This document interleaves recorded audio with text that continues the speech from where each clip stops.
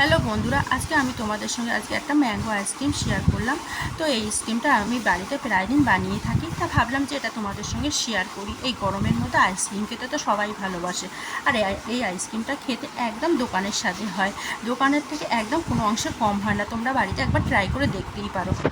প্রথমে আমি ভিডিওটা যখন বানাচ্ছিলাম, নিজে একাই বানাচ্ছিলাম, তো দেখলাম যে সব কিছু হয়ে উঠছে না, একা বানিয়ে পাচ্ছি না। তো আমার ছেলেকে বললাম যে তুই ভিডিওটা ধর, তা আমি এটা তৈরি করি। তো ও যতটুকু ছোটো মানুষ যতটা পেরেছে করেছে, তো আমি ভিডিওটা তোমাদের সঙ্গে শেয়ার করলাম। তো এখানে আমি বড় কুচি করে দুটো আম কেটেছিলাম, আর একটা আমকে অর্ধেক কুচি আমি ছোটো ছোটো করে পিস করে রেখেছিলাম। তা বড় কুচিগুলো মিক্সিতে দিয়ে ওটা ভালো করে আমি মিক্সিতে ঘুরিয়ে নিয়ে তারপর ওর মধ্যে কিছুটা ফ্রেশ ক্রিম দিলাম, আর কিছুটা মিল্কি মেড দিয়েছিলাম।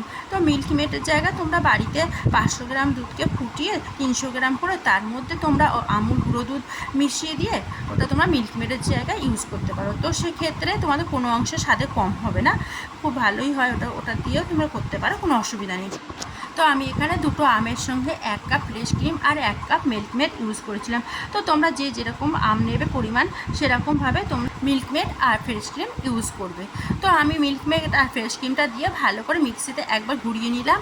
নেওয়ার পরে সুন্দর একটা মিশ্রণ হয়েছে, সেই মিশ্রণটা এয়ারটাইট কন্টেনারে ঢেললাম।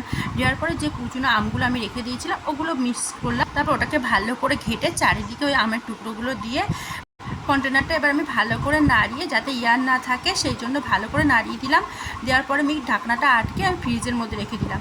তো 8 থেকে 10 ঘন্টা তোমরা ফ্রিজে রাখতে পারো, আর যদি হোল নাইট পারো রাখতে পারো তো আরও ভালো হয়। তো যা টাইম যদি হাতে না থাকে 8 থেকে 10 ঘন্টা রাখতেই পারো। তো আজকে আমি তোমাদের সঙ্গে আর একটা খুশির খবর শেয়ার করছি, যে আজকে আমার যে স্টিম অ্যাডের যে মনিটাইজেশন পলিসিটা থাকে সেটা আমার আজকে গ্রিন টিক হয়ে গেছে। তো আমি আজকে খুব খুশি হয়েছি। তো তোমাদের যাদের মনিটাইজেশন পলিসি আছে, তো আমার নিজস্ব যে অভিজ্ঞতা হয়েছে আমি সেটাই তোমাদের সঙ্গে বলছি, যে তোমরা নিজস্ব ভিডিও দাও, নিজের ভয়েস দিয়ে ভিডিও দাও, নিজের ফটো পোস্ট করো, আর অন্যের ভিডিও পোস্ট করো না, অন্যের ভিডিও কোনো রকমভাবে পোস্ট করো না। আর একটা হচ্ছে নিজের প্রোফাইল বা পেজে কখনো সং ইউজ করবে না, যদি বা কোনো সং ইউজ করা থাকে সেগুলো তোমরা ডিলিট করে দাও। তারপরে দেখবে আস্তে আস্তে তোমাদের মনিটাইজেশন পলিসি ঠিক গ্রিন টিক হয়ে গেছে।